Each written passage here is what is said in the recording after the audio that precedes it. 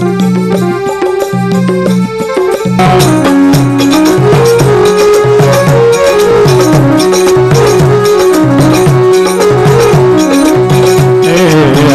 शरणम ओम हरि शरणम प्रभु शरणम हरि शरणम ओम हरि शरणम प्रभु शरणम हरि ओम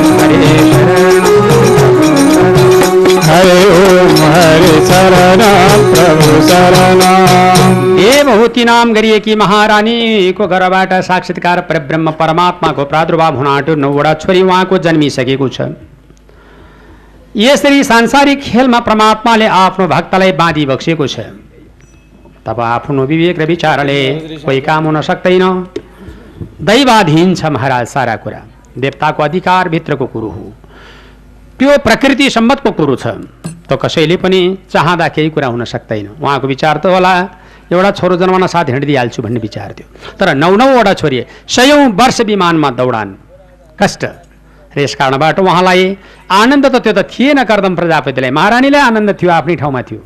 तर कर्दम प्रजापतिलाई चाहिँ योग अभ्यासमै आनन्द आउँथ्यो उहाँलाई। तर उहाँले बहुत कष्ट भोग्नुभयो। यो त मैले यहाँहरू समक्ष प्रस्तुत गरेँ। र महाराज परीक्षितका हजुरमा सुखदेव स्वामीले श्रीमद् भागवतको महत्त्वपूर्ण कथाको बारेमा देवहूति महारानीको र कर्दम प्रजापतिको सम्वादको वर्णन र उहाँले 9वटा छोरी जन्माएको र बाँकी हंस एक छोराले पुत्र प्राप्ति गर्नको लागि तयारी भएर भगवानको अवतार अवतरण हुन आँटेको साक्षात् उपदेशको उपाख्यान प्रस्तुत गर्दै हुनुहुन्छ भन्ने सम्मको कथा यस अध्यायबाट। जय बोलो श्रीमद् भागवत महापुराणको। स्वर्गवासी श्री 5 बडा महारानी ऐश्वर्य राज्य लक्ष्मी देवी शाह र उहाँका सकल परिवार र एवं नातेदार सबैको त्यहाँ भएको जब 10औं जनाको एकै घटनामा उहाँहरूको आत्माले दिवाङ्गत प्राप्त गर्यो, त्यस सन्दर्भलाई लिएर स्वर्गवासी राजा र रानीको र राजपरिवारका अन्य सदस्यहरूको दिवाङ्गत आत्मालाई चिर शान्तिको कामना गर्दै केवल यस महायज्ञमा नेपाल अहिंसावादी मञ्च र श्री 5 ऐश्वर्य स्वास्थ्योपचार केन्द्रको तत्वावधानमा सञ्चालित श्रीमद् भागवत महायज्ञ 2061 काठमाडौँ महानगरपालिका अर्थात् यो सानो गौचर, यस सन्दर्भमा श्रीमद् भागवत महापुराणको प्रारम्भ आज गर्यौँ। हिजो राष्ट्रकवि माधव प्रसाद घिमिरेज्यूबाट यस यज्ञलाई समुद्घाटन गर्नुभयो र यस यज्ञको शुभारम्भ नारायण हटेरा दरबारको दक्षिणपट्टिको ढोकाबाट शोभायात्रा गर्दै धेरै नरनारीहरूले कलश यात्रा गरेर यहाँ आइपुग्नुभयो र अनि त्यस कथाको प्रारम्भ भएको छ।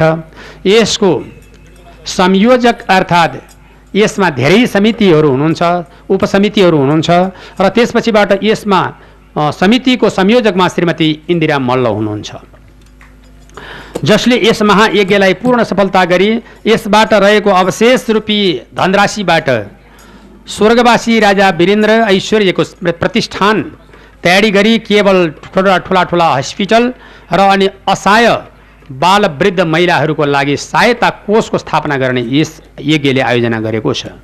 पण्डाल ठुलो छ, काठमाडौँको मोटोमा हो र फेरि हामी कथा वाचन गर्ने र कि अहिलेसम्म नेपालमा हामी कथा वाचन गर्न गइसकेपछि सबैको ध्यान पैसामा हुन्छ। फेरि यस्तो बानी बिग्रिएको छ मान्छेको। नारायण प्रसाद पोखरेल कथा भन्न गएपछि उनले भनेका ठाउँमा लाख करोड रुपियाँ उठ्छ भन्ने एउटा जनमानसमा लहर छ अहिले।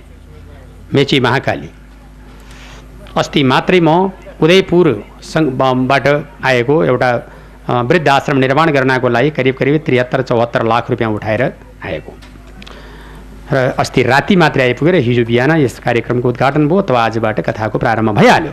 यस्तै कार्यक्रम यो सक्नासाथ फेरि अर्को ठाउँमा क्रम जारी छ, किनभने मानिसहरू सरकारले को मुख ताक्ने अवस्था पनि छैन, दिइरहने अवस्था पनि छैन र यसैले शीत उभाएर घैला भर्ने प्रक्रियामा स्वर्गवासी राजा रानीको जब दिवाङ्गत भइसकेपछि हाम्रो त करिब अहिले पनि त्यो चोट छँदैछ। तर 1 वर्षसम्मको लागि त मानिसहरूलाई सबैलाई अँधेरोपन, कता हृदयमा चोट, कसैलाई पनि जब यस किसिमले ओहो अब यत्तिकै हो जिन्दगी को के भन्ने जस्तोको भावनाको ओतप्रोत थियो र अहिले 3य वर्षको प्रारम्भ भइसकेको छ सरकारको स्वर्गारोहण भएको पनि। र त्यस अवस्थामा हामीले केही गरेर त्यो सच्चा श्रद्धाञ्जली गर्न सकिन्छ कि भनेर 19 गते सरकारको तेस्रो पुण्यतिथि र त्यसकारणले गर्दाखेरि 19 गते समापन समारोह गर्ने गरी यो दुईटा संस्थाको जोइन्टली यस कार्यक्रमको प्रायोजन भएको छ। यसमा आज दुईजना व्यक्तिहरूले उच्च रकमले प्रस्तुत गर्नुभएको छ, जसमध्येमा यस महायज्ञमा सहयोग गर्नुहुने महानुभावहरूमा श्री युग प्रसाद धमला यस महायज्ञको लागि 51,001 रुपियाँले प्रस्तुत हुनुभएको छ भने कमला शर्मा बाँसबारीबाट 51,001 रुपियाँले उहाँ पनि प्रस्तुत हुनुभएको छ। दुईजना व्यक्तिहरू सभानायकमा उहाँहरू प्रस्तुत भइसक्नु भएको छ। हामीले 1 रुपियाँबाट जब 20 लाखसम्मको वर्गीकरण क्राइटेरिया बनाएका छौँ, जस्तो जस्तो किसिमबाट जुन रकममा छिर्न सक्छ त्यसै किसिमको एउटा इतिहासको पद्धति उहाँहरूसँग गाँसेर राख्ने प्रावधान समितिले अपनाएको छ। यसैले यहाँहरू तन मन धन वचनले सहयोग, यदि होइन भने निःशुल्क कथा सुन्नलाई सबला अधिकार छ। स्वर्गवासी राजा रानीका नाममा र अन्य परिवारको दिवाङ्गत आत्माको चिर शान्तिको लागि एउटा फुलको थुङ्गा ल्याएर यहाँ त्यो राजा रानीको दिवाङ्गत आत्माले चिर शान्ति होस्, राजा रानीको नाममा लगाइएको सप्ताह हो भन्ने यहाँहरूले हृदयको मानस पटलमा धारणा गरिदिनुहोस्, पुग्छ। यदि कसैले भावना भयो अब केही दान गरिदिउँ भने दान कक्ष छ, समिति छ, त्यसको पारदर्शिता छ, त्यसको प्रोग्राम छ, त्यसको गुरु योजना छ। यदि होइन, यहाँ आउन साथ पैसाको कुरा होइन, यहाँ आएर सुन्ने, स्वर्गवासी राजा रानीका नाममा दिवाङ्गत आत्माको शान्ति मिलोस् भनेर एउटा फुलको थुङ्गा चढाइदिने र यही हो सच्चा श्रद्धाञ्जली। यही कामनाले यो आयोजक कमिटीहरूले आयोजना गरिएको यस महायज्ञमा अब आज प्रथम दिन कथा वाचन अब हाम्रो बिहान 8 बजेबाट दिउँसो 12 बजेसम्म, फेरि 1 बजेसम्मको मध्याह्न, 1 बजेबाट पुनः 5 बजेसम्मको कथा वाचन हुने भएको कारणले यहाँहरू समक्ष आजका लागि यो श्रीमद् भागवत सप्ताहरूपी ज्ञानमायज्ञ 2061 काठमाडौँ महानगरपालिका सानो गौचरण, यसमा यो पहिलो दिनको कथा पूर्ण भएको छ। भोलि बिहान ठिक 8 बजेबाट 12 बजेसम्म, पुनः 1 बजेबाट यसरी नै 5 बजेसम्म कथा रहने गरी आजका लागि यहाँहरू समक्ष यो कथा पूर्ण भएको जानकारी दिन्छु। र अहिले यहाँ कर्ताको रूपमा विश्व हिन्दू महासङ्घ अन्तर्गत हिन्दू नारी जागरण समितिका दिदीबहिनीहरू यहाँ कर्तामा बसेर आफ्नो स्वर्गवासी राजाको आत्माको शान्ति पाओस् भन्नको लागि उहाँहरू कर्ताको रूपमा विद्यमान हुनुभएको छ। टाढा टाढा कसैको घर छ भक्तपुर, कसैको घर छ ललितपुर, कसैको घर छ काठमाडौँको सीतापाइला रामकोटसम्म। यसरी उहाँहरू आएर यस यज्ञलाई सहयोग र सद्भावको कामना गरी हर बखत भोलिन्टियर सेवा र कर्ताको रूपमा रहनुभएको छ। उहाँहरूको उच्च मूल्याङ्कन गर्दै यस आयोजकहरूलाई धन्यवाद दिलाउँदै अलि निम्न रहेको छ, पण्डाल ठुलो छ, प्रचार प्रसार त भोलिबाट अवश्यमेव अगाडि बढ्नेछ अलिकति यसको उपस्थित। तब त्यसलाई सबै महानुभावले स्वर्गवासी राजाको नाममा 19 गते भएको घटनालाई हृदयङ्गम गरी यस यज्ञमा सहभागी बन्नको लागि सबलाई आग्रह गर्दै हस्त आजका लागि यो श्रीमद् भागवतबाट म आज्ञा लिन चाहन्छु। अनुमति दिनुहोस्। भोलि बिहान 8 बजेसम्मका लागि हरिओम तत्सत। महापुराणान्तर्गत कति कथाको वर्णन विस्तार गरिन्छ भने भगवान प्रभु परमात्माबाट यसै प्रसङ्गको बीचमा एक दिन कपिलदेव अवतार प्रभुले माता देवहूतिलाई बताउनु भयो, आमा धेरै प्रकारका साधन छन् मुक्ति हुनेका लागि। जस्तो प्रकारले यहाँबाट पशुपतिनाथ जान पर्यो भगवानको दर्शनको खातिर। कोही हिँडेर जालन, कोही साइकलमा जालन, कोही मोटरसाइकलमा जालन, कोही बसमा जालन, कोही ट्र्याक्टरमा भने म ट्याक्सीमा जालन, कोही कारमा जालन। तर जानु पर्ने त पशुपतिनाथ। बाटो धेरै, पुग्ने ठाउँ एउटै, धर्मको पनि पुग्ने ठाउँ एउटै, साधन र स्रोत धेरै। यसरी बुझ्नु पर्यो है त। पुग्नेवाला ठाउँ एउटै हुन्छ धर्मको। जुनसुकै धर्ममा लाओस्, सबैले चाहिएको मुक्ति र शान्ति। यदि धर्ममा लायो हो भने, राजनीतिमा लायो भनेदेखि कुनै कता जाने। यदि सच्चा धर्ममा नै लाग्यो हो भने, अब जब यहाँ धर्ममा लाए मान्छे अर्काको विरोध गर्ने, त्यस्तो नि हुन्छ। यो मेरो धर्म, यो मेरो संस्कृति, यसमा आउनेलाई चाहिँ सारा जतिसुकै पाप गरे पनि छुट। अन्य अत्याचार, भ्रष्टाचार, घुसखोरी, तस्करीका नाइके सबै छुट। अब अर्को धर्ममा लायो भने चाहिँ छोलास है छोलास, त्यसले छुवा खानु हुँदैन है। ल, त्यस्तो विखण्डन र विसङ्गतिको जब लहर, यसबाट सावधानी अपनाउनु पर्छ। धर्म भनेको शान्ति हो, धर्म भनेको मुक्ति हो, धर्मले जब एक ठाउँमा पुर्याउँछ जहाँ ऐश्वर्य प्राप्तिका लागि,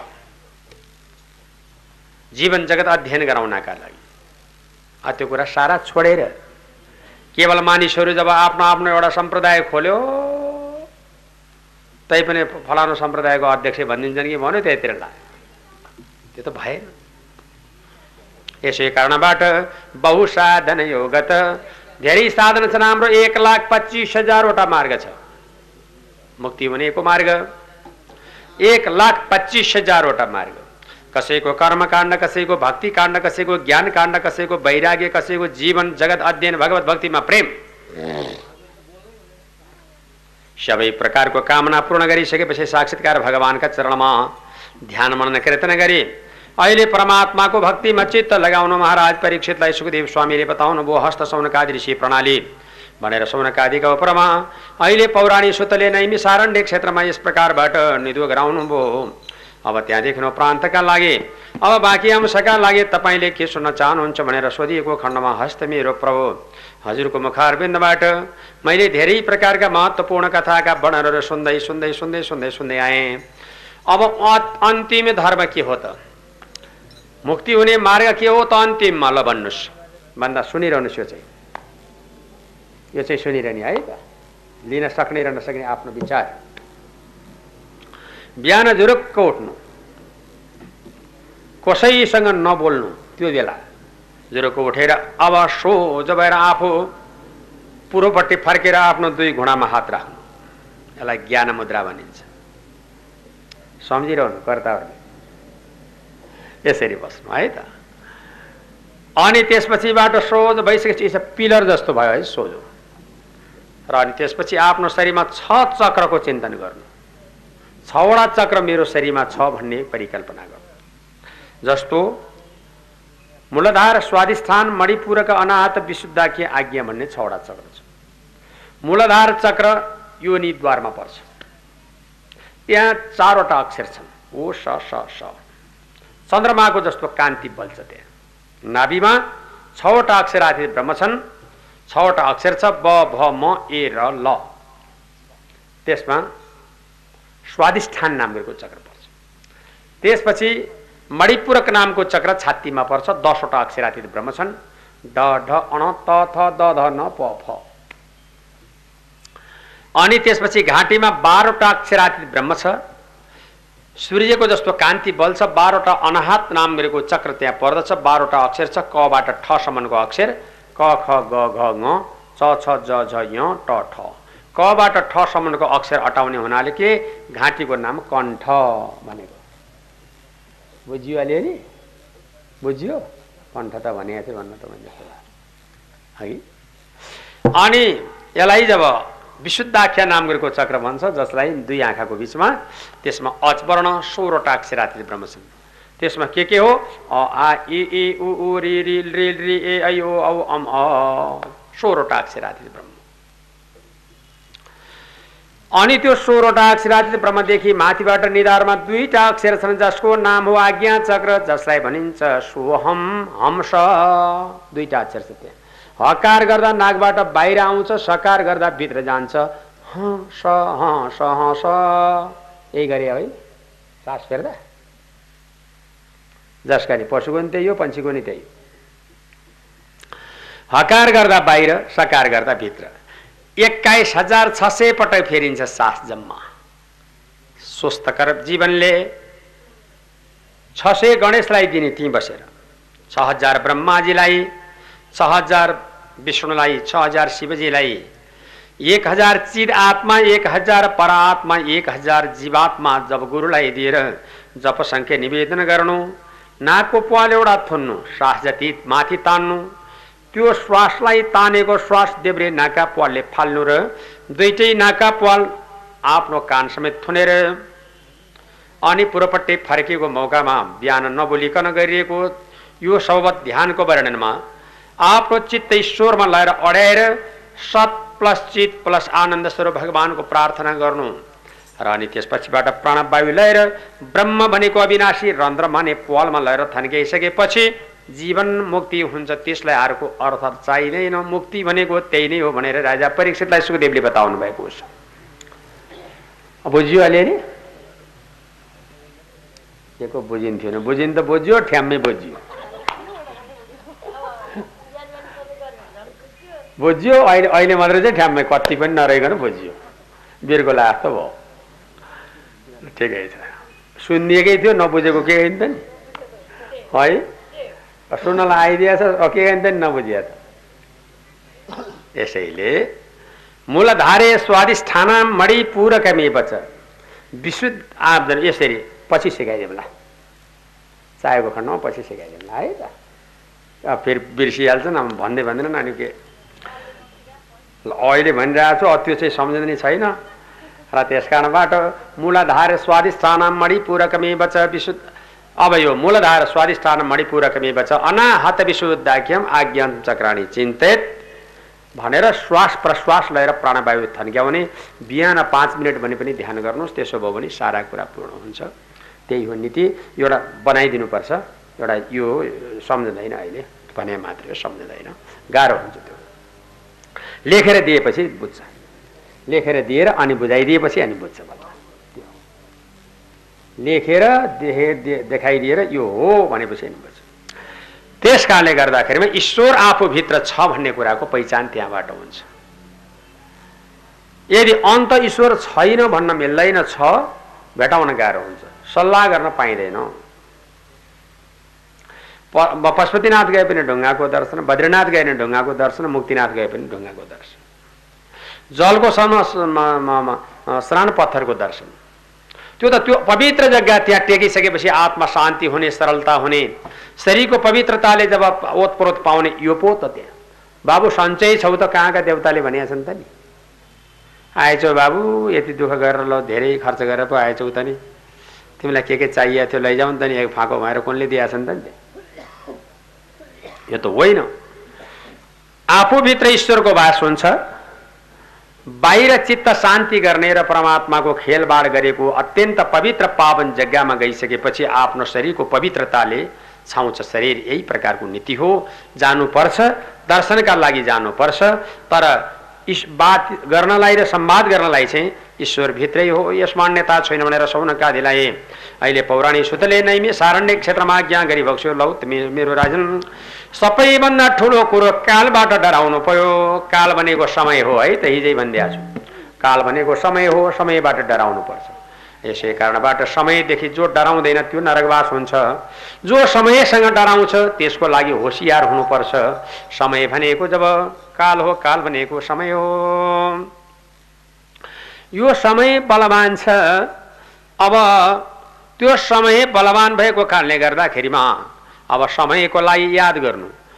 घरमा आगो लागिसकेपछि कुवा खन्न जान हुँदैन, भ्याइँदैन।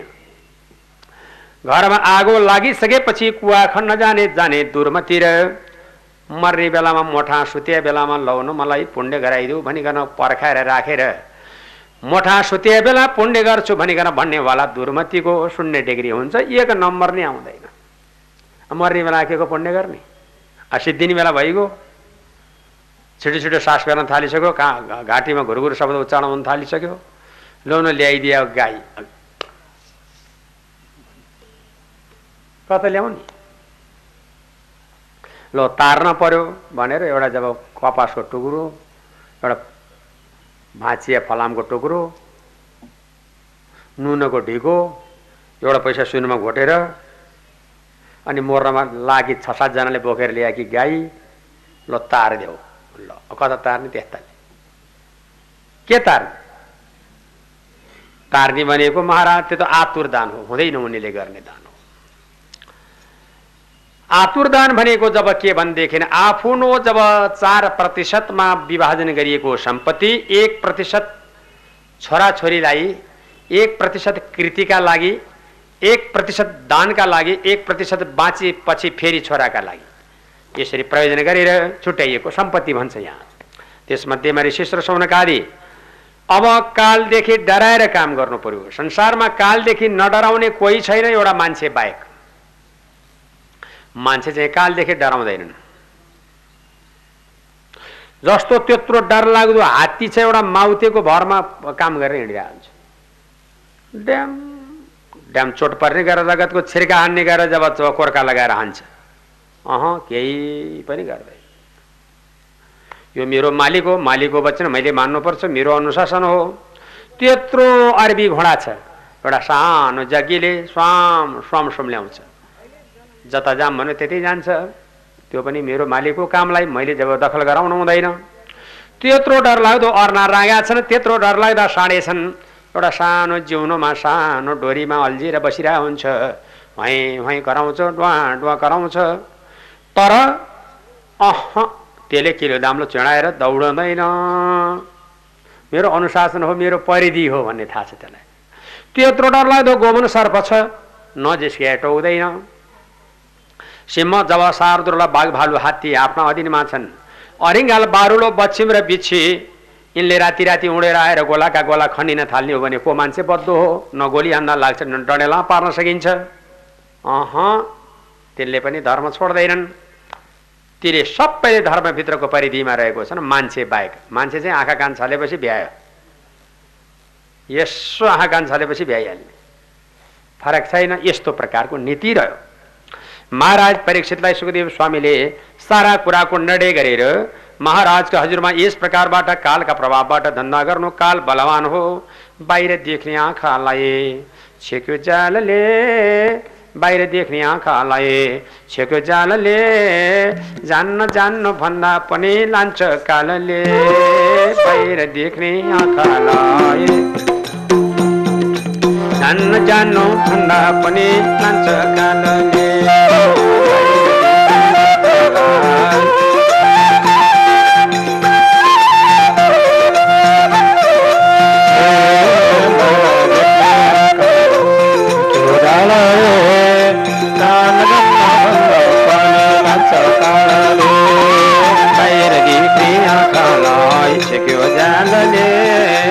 जान्नु जान्नु भन्दा पनि लान्छ कालले, बाहिर देख्ने आँखालाई उजालले, राम बाहिर देख्ने आँखालाई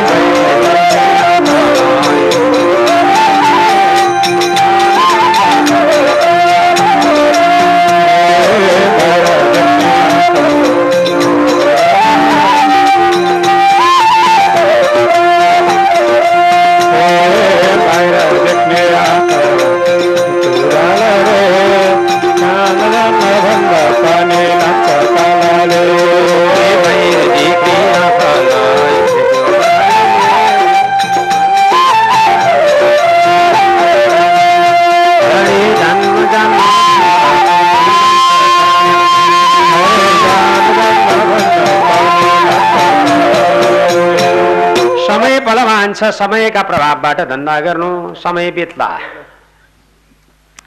बालस्तावो क्रीडासक्तो, तरुणै तावो तरुणै रक्तो, वृद्धस्तावो चिन्तामग्नम। यस्तो प्रमाण छ। बालसकालमा खेल्दैमा गयो, शिशु अवस्थामा अज्ञानतामा गयो, बालावस्थामा कुसङ्गतका सङ्गतमा गयो, यौवन अवस्था भएपछि नाच्नु गाउनु र जब अनेक प्रकारका कुसङ्गतका प्रभावबाट जीवन गयो।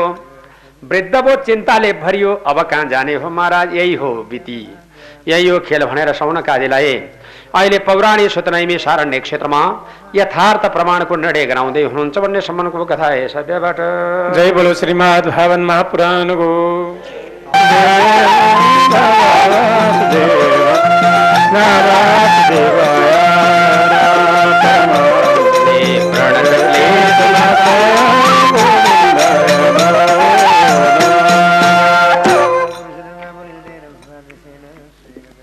अब श्रीमद् भागवत महापुराण अंतर्गत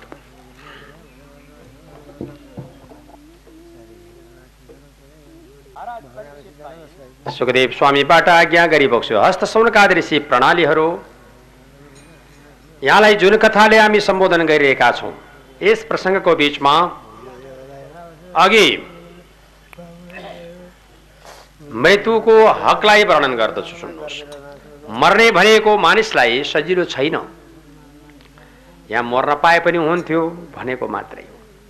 यहाँ त जब रिसले रागले दिवसले मर्न पाए नि हुन्थ्यो भन्ने त भनिन्छ, तर पनि सजिलो त्यति छैन।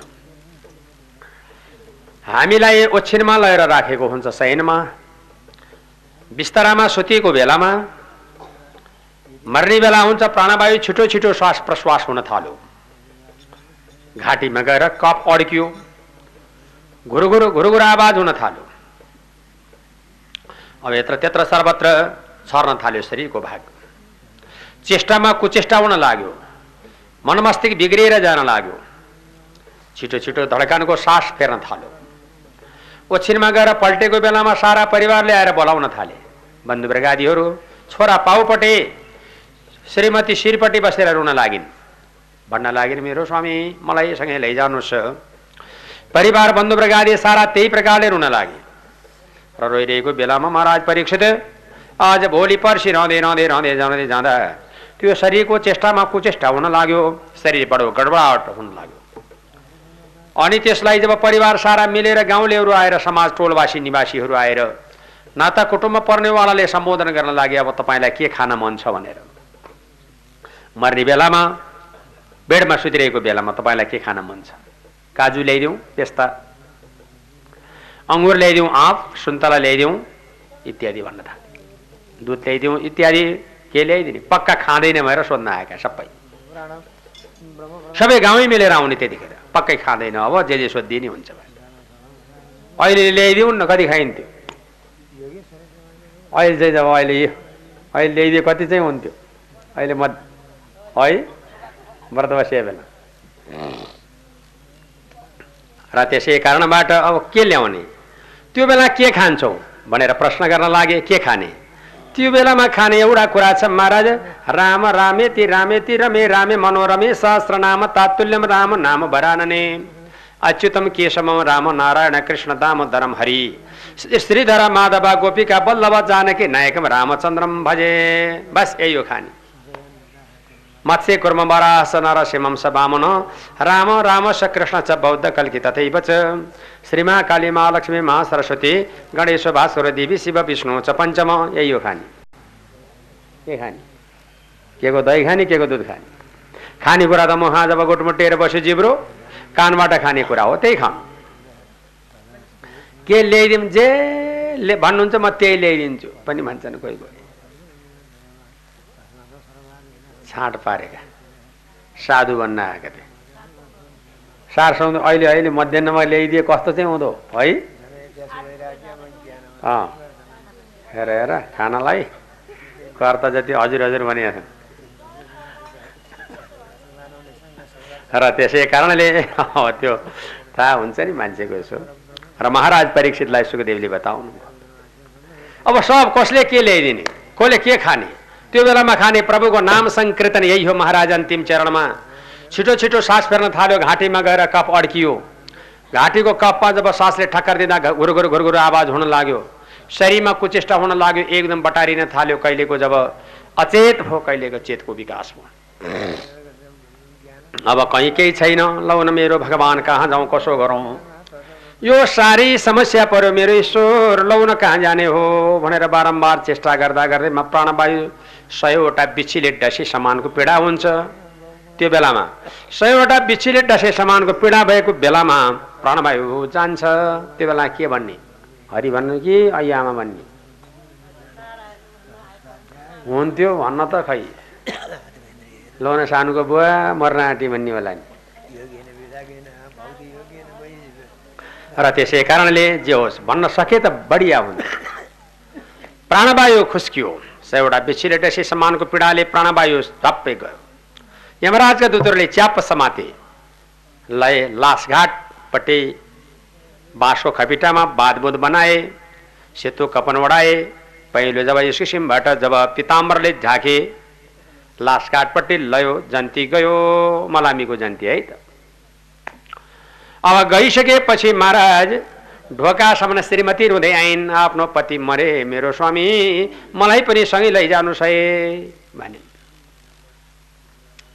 उनी त त्यतिसम्म त भन्छ नि बर, त्यो श्रीमान बनाउँदो त त्यही पनि भन्दैन, बुढी मरी भन्दैखेन त्यति पनि भन्दैन, अझ मरे 13 दिनका दिनमा मिटिङ पो राख्न थाल्छ।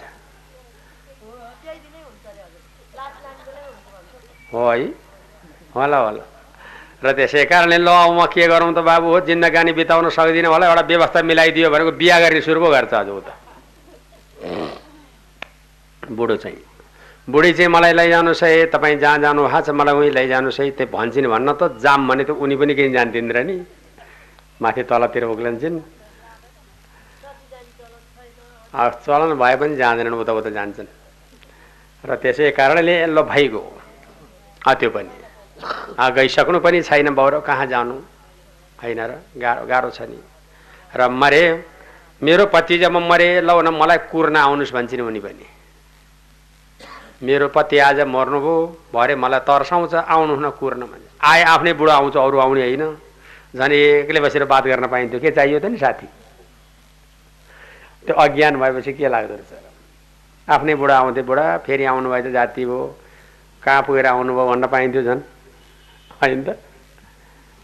संसार यस्तो छ। महाराज परीक्षित यस कारणबाट प्राणवायु जान्छ। यमराजका दूतहरूले पाता कसेर यमलोकमा लान्छन्। रुनु सिवाय केही हुँदैन, हाकार हुकार चित्कार पर्छ, प्राणवायु सारा गयो, कसैबाट उद्धार हुने ठाउँ छैन राजा। यस्तो प्रकारको जीवन हो, संसार सारा जाने भयो। अनि बाँकी तपाईँ के सुन्नुहुन्छ भनिकन सोद्धाखेरिमा हस्त मेरो परमात्मा, यो मैले यहाँलाई सर्वत्र कुराको प्रमाण गर्दै गर्दै गर्दै ल्याएँ। बाँकी अंशको लागि अब केही पनि सुन्ने इच्छा छ कि त भनेर सोद्धाखेरिमा, लौ त मेरो प्रभु, हजुरको मुखारबिन्दबाट मैले सारा सम्पूर्ण प्रकारको महत्त्वपूर्ण कथाको वर्णन यो श्रवण गरेँ। बाँकी अंशको लागि अब केही सुन्ने इच्छा छ भनेर सोद्धा, मेरो भगवान यस्तै प्रकारको प्रसङ्गबाट अब एउटा प्रकारको निर्णय गराउनु पर्यो भनेर मर्ने बेलामा प्राणवायु गयो। लासगाडसम्म जब छोरा गए, ढोकासम्म पत्नी रुँदै आइन्, देह चितासम्म गयो, जलेर खरानी भयो, गाडिदियो, माटो भयो, त्यसै छोडिदिए। स्याल कुत्ताले बिस्टा बनाएर फाल्यो, जीवन गयो। अनि जीवन गइसकेपछि महाराज कसैले साथ कसैले केही दिएन, रुनु सिवाय कहीँबाट केही हुँदैन, बारम्बार रुन लाग्यो, कराउन लाग्यो। अब त्यसपछिबाट गएर जीवन गयो। आज भन्यो भोलि भन्यो, जिन्दगी यो बित्यो नि, हरि भजन कहिल्यै नबोला। आज भन्यो भोलि भन्यो, जिन्दगी यो बित्यो नि, हरि भजन कहिल्यै नबोला। आज भन्यो भोलि भन्यो,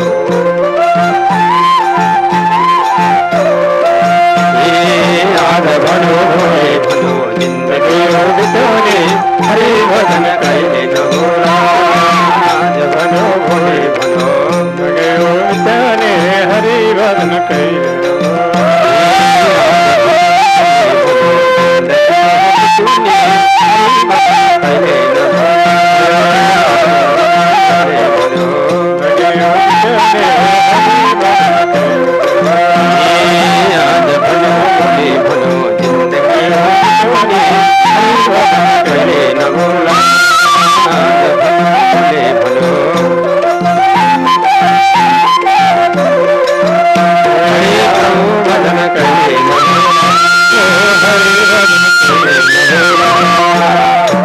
हरे बाँसको खपिटामा सनपटको डोरी, बाँसको खपेटामा सनपटको डोरी, जल्दी जल्दी गर बन्धु नगर है दे। आज भन्यो भोलि जिन्दगी यो बित्यो नि, हरि भजन कहिल्यै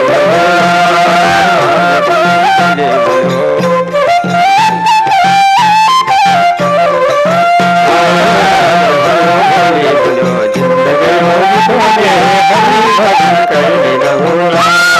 आज भन्यो भोलि भन्यो, आज भन्यो भोलि भन्यो, जिन्दगी यो बित्यो नि, हरि भजन कहिल्यै नबोला।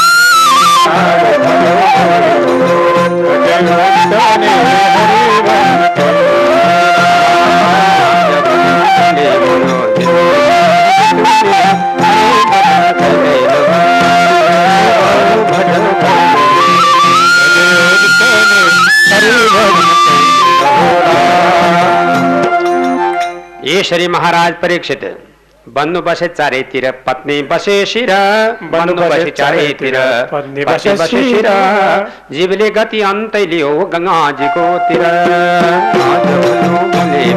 जिन्दगी हो बित्युने हरि भजन कहिले नहोला हरि भजन कहिले नहोला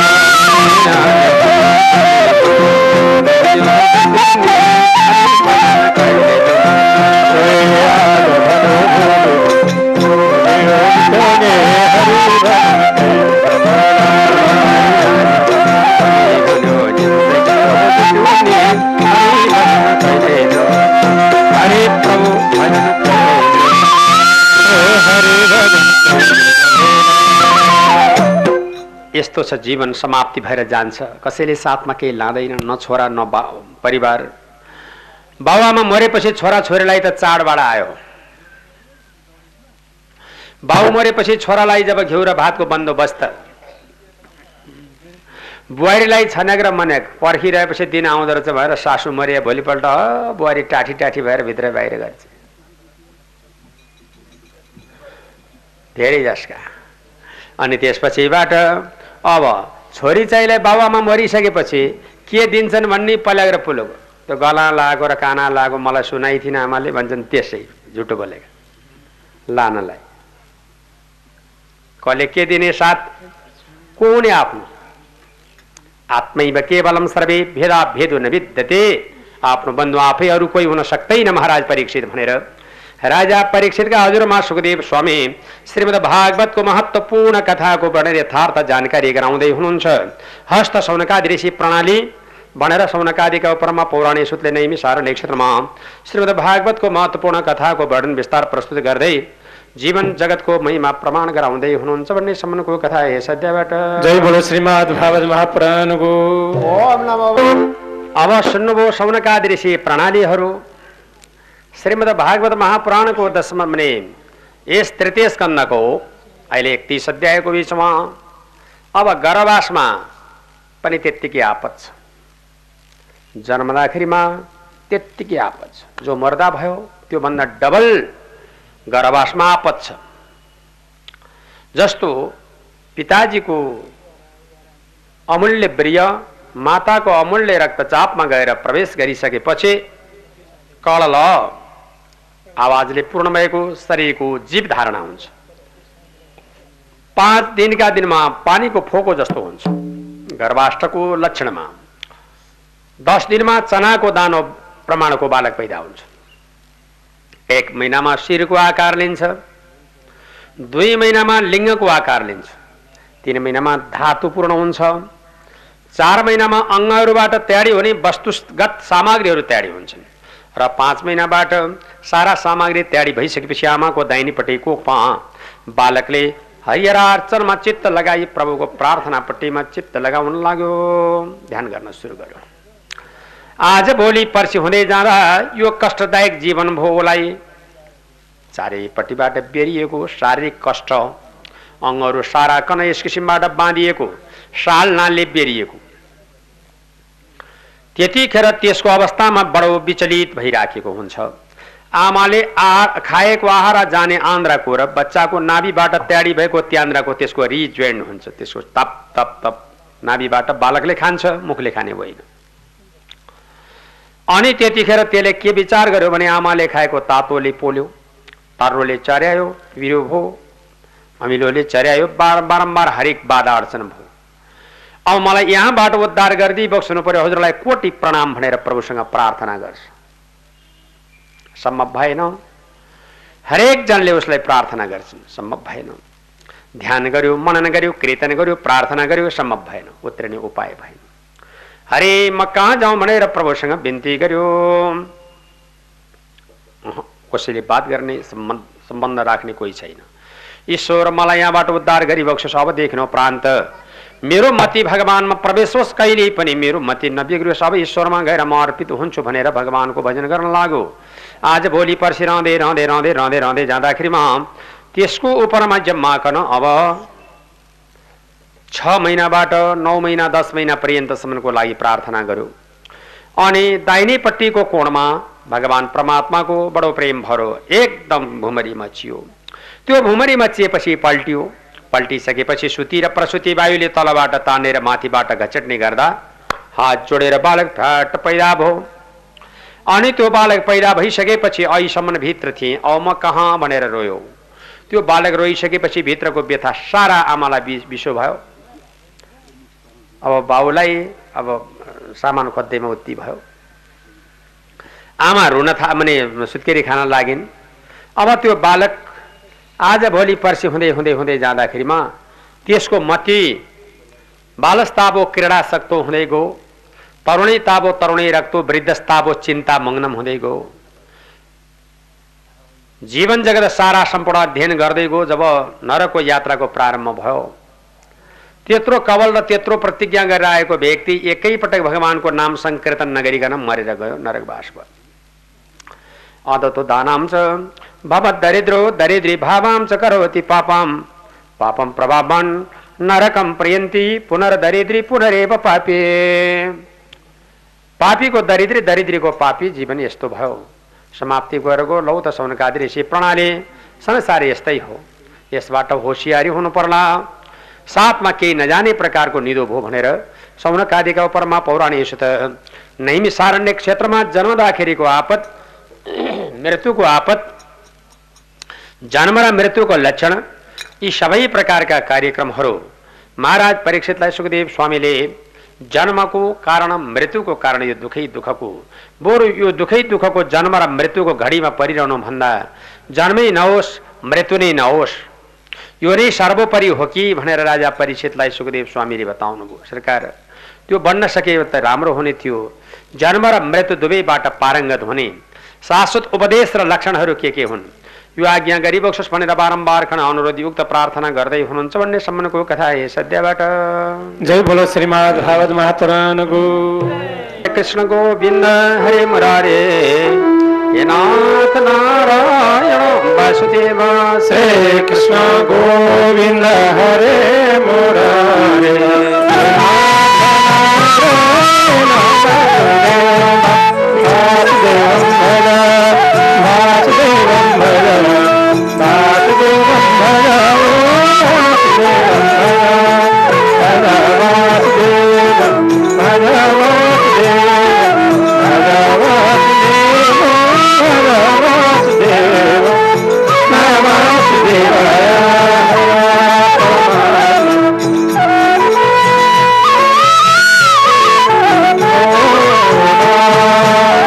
सुन्नुभयो महाराज परीक्षित। अब यो श्रीमद् भागवत महापुराणको अहिले तृतीय स्कन्धको सबै कामको बारेमा माता देवहूतिलाई भगवानले बताई बक्स्यो। आमा,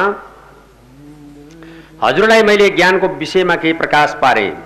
तत्व ज्ञान छैन भने मानिस फेरि फर्केर यही आउनुपर्छ। छिडे पुण्डे मर्त्य लोक विसन्ति भन्छ स्वर्गको कुरा। त पुण्डे छौन्जेल स्वर्गको बास, पुण्डे समाप्ति भएपछि फेरि यही आउनुपर्छ। यसको अर्थ के त? फिल्म हेर्न गए जस्तो र स्वर्ग त टाइम छौन्जेलसम्म टिकटको टाइमले फिल्म हेर्यो, टिकटको टाइम सकिएपछि फेरि अर्को सो हेर्न पर्यो भने अर्को टिकट चाहियो। स्वर्ग त्यस्तै रहेछ। पुण्डे छौन्जेलसम्मको स्वर्गको बास, पुण्य समाप्ति भएपछि छिडे पुण्डे मर्त्य लोक विसन्ति। यसै कारणबाट अब जन्म मृत्युको चक्रबाट पारङ्गत हुनका लागि चाहिँ सबभन्दा उत्तम कुरो छिडे पुण्डे मर्त्य लोक विसन्ति होइन, केवल तत्त्वज्ञान विहीनश्च ततश्च पुनरागति भन्ने कुरालाई स्वीकार गर्नुपर्छ। तत्त्वज्ञान विहीन भएको व्यक्ति जो छ त्यो फेरि पृथ्वी मण्डलमा पुनरावृत्ति फेरि जन्म लिन आउँछ।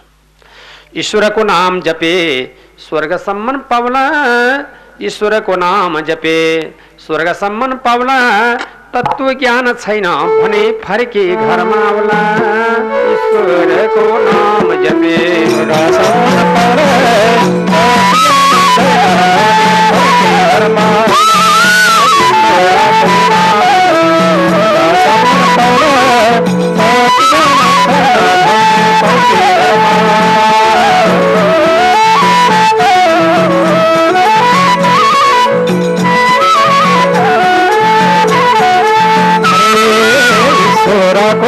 नाम जपे स्वर्गासम्म पाउला तत् ज्ञान छैन भने फर्के घरमा ईश्वरको नाम जपे स्वर्गासम्म पाउला तत् ज्ञान छैन भने फर्के घरमा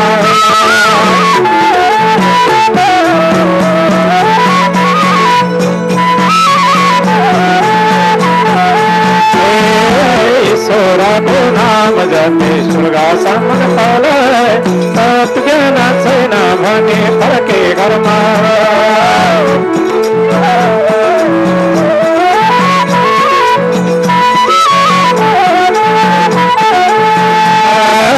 ईश्वरको नाम जपे स्वर्गासम्म पाउला तत् ज्ञान छैन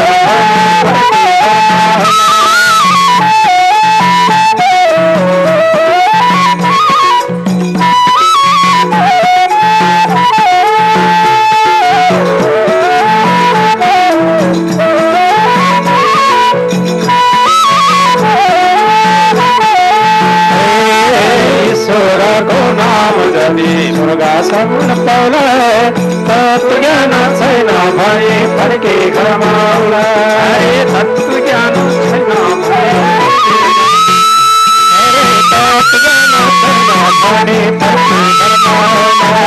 जब तत्व ज्ञान हुँदैन मानिस त फेरि पुनरावृत्ति त भइहाल्छ, जन्म लिन त आइहाल्छ पृथ्वी मण्डलमा।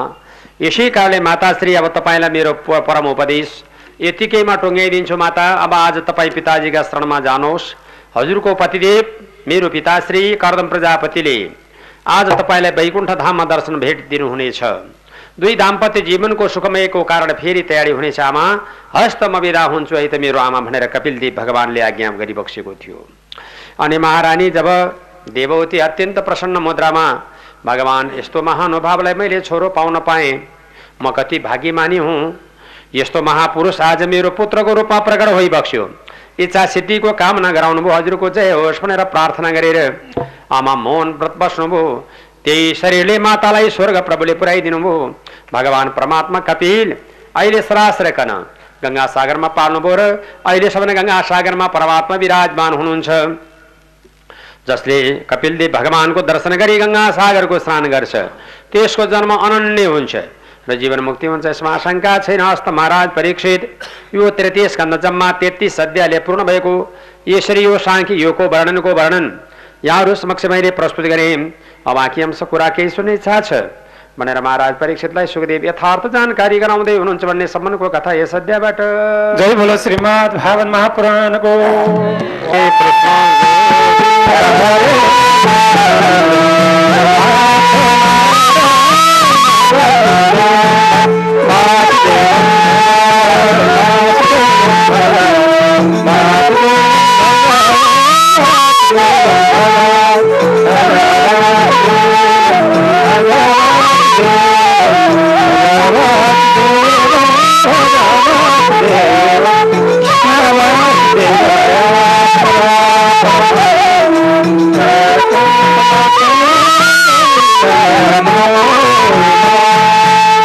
महाराज परीक्षित अब यो श्रीमद् भागवत महापुराणको अहिले दशम माने अर्थात् चतुर्थ स्कन्धको पहिलो अध्याय राजा परीक्षित महाराजलाई सुखदेव स्वामीबाट सम्बोधन गर्नुभएको छ। ओम श्री गणेशाय नमः, श्री परमात्मने नमः। मैत्री उवाच मनस्तु शतरूपायां तिस्र कन्यां च जगिरे आकुत्री देवहूति च प्रसूति रीति विस्तृतः। स्वयं मन्वन्तरमा तेस्रो अध्याय माने कन्दको वर्णन बताएँ। अब त्यसदेखि पछाडिबाट चारौं मन्वन्तरमा चारौं मनुको पाल माने यस किसिमबाट चारौं कन्दमा महाराज परीक्षितलाई सुखदेव बताउनुहुन्छ। सरकार यसै प्रसङ्गको बीचमा एक दिनको कुरो हो। सबै प्रकारको कामनाको पूर्ण गर्नका लागि मरीचिका वंशमा पैदा भएका कला पत्नी कलाकी जब यस किसिमबाट धेरै प्रकारका सन्तानहरू र पूर्णिमा आदि पनि तीबाट पैदा भएका हुन्। र अनि त्यसदेखि पछाडिबाट महान पराक्रमी दत्तात्रेय स्वामी अत्रिकी पत्नी अनसुयाबाट विष्णुको अंशबाट ब्रह्माको अंशको प्रभावबाट जुन प्रकारबाट ब्रह्माको अंशले महान पराक्रमी पैदा भएका छन् चन्द्रमा, शिवजीको अंशको प्रभावबाट दुर्वासा नाम गरेको ऋषि। यसरी तीन पुत्रहरू महान पराक्रमी तीन पुत्रहरू यस्ता प्रकारबाट पैदा भए, दत्तात्रेय स्वामी, चन्द्रमा र त्यसपछिबाट दुर्वासा ऋषि र पुलस्त्यकी पत्नी हबीर भू भन्ने हुनुहुन्थ्यो। तिनीबाट विश्रवा नामका पुत्र पैदा भएका छन्। विश्रवाका छोरा जेठा, जेठीपट्टि कुबेर, माइलीपट्टि रावण र कुम्भकर्ण, साइलीपट्टि विभीषण, कान्छीपट्टि खरदूषण र त्रिशिर। र अनि त्यसपछिबाट दक्ष नामको प्रजापतिकी पत्नी प्रसूति महारानीका घरबाट सती देवीको जन्म। सती देवीलाई चाहिँ साम्ब सदाशिवजीले विवाह गरी बक्स्या। तर साम्ब सदाशिवजीको पत्नी सती देवीको बारेमा बडो गम्भीर सोचेर सती देवीले यस कारणबाट आफ्नो प्राण आहुति दिनुभयो भन्दाखेरिमा साँच्चै सती देवीले प्राण आहुति दिनुपर्ने कारण के थियो? सतीको संवाद, दक्ष प्रजापतिको मानहानि शिवजी प्रति, यो भएको संक्षिप्त विवरणहरू के आज्ञा गरी सतीको महाराज। यसै प्रसङ्गमा अब यहाँहरूलाई म स्वस्थानी व्रत कथा सम्बन्धी जुन प्रकारबाट सदा शिवजी रानी त्यसदेखि पछाडिबाट कैलाश व्रत कथा सम्बन्धी गम्भीर सोचेर सती देवीले यस कारण 54 सम्मको कथा सद्यबाट